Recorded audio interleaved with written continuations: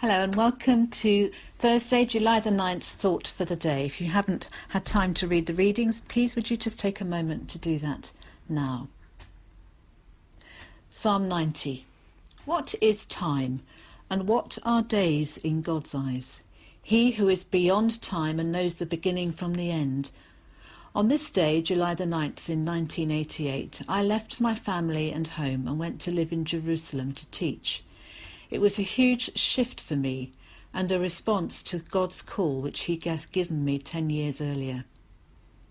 On July the 17th, in a few days' time, 10 years ago, I was installed here as Vicar of St Mary Magdalene with St Martin, another response to his call. Our times are in his hands, so we go as he directs us.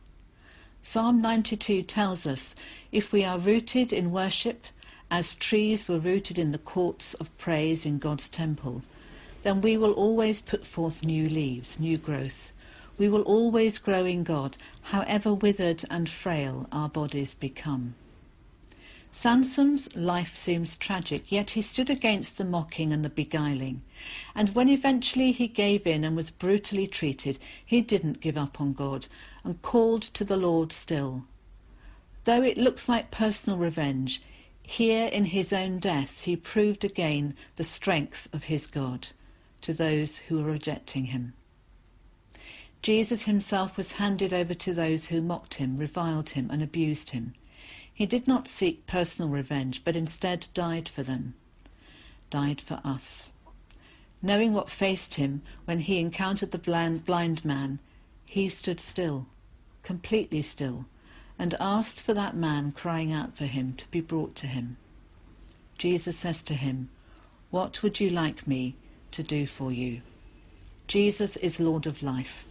Jesus is Lord of light. Jesus stands still for others.